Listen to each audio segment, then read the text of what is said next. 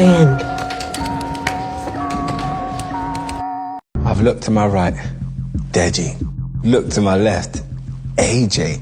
These partners stink of poo.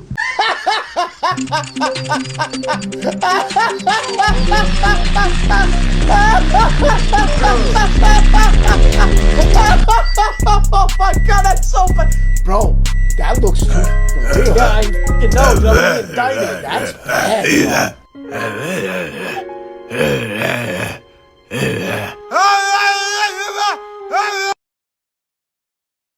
Let's have a little chat, kid. What you said was not funny, and it was never going to be. There was no cleverness behind it, no timing, no thought. It was a shallow attempt at humor that failed the moment it left your mouth. You did not make that joke to entertain anyone. You made it because you wanted attention, even if that attention came from discomfort or secondhand embarrassment. That is not humor, that is noise. ADHD is not a punchline, a gimmick, or a shortcut to laughter. Using it as one shows a lack of understanding and a lack of maturity. Repeating something you heard elsewhere does not make you insightful or bold. It only shows that you did not bother to think for yourself. A joke should have structure, it should have intention, it should give people a reason to laugh. Yours had none of that. It relied entirely on the hope that saying something random or edgy would carry you through. It did not. If people are not laughing, that is not because they did not get it. It is because there was nothing to get. If the room goes quiet, that silence is your answer. Learn the difference between humor and attention-seeking. Learn when to speak and when to stay quiet. And next time you decide to make a joke, put some actual thought into it.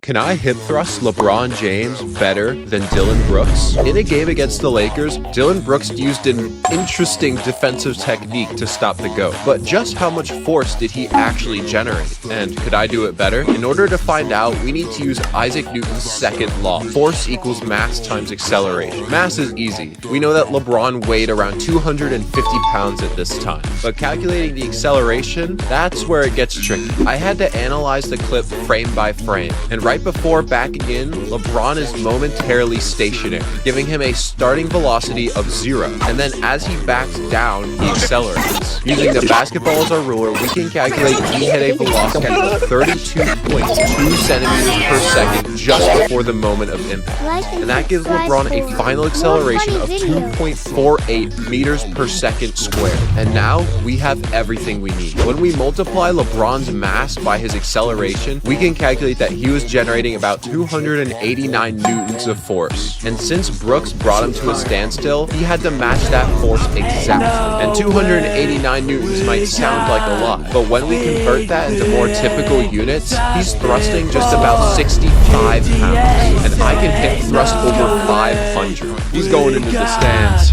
Speak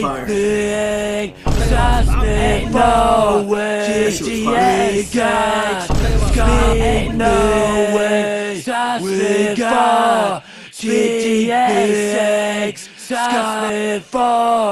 GTA 6,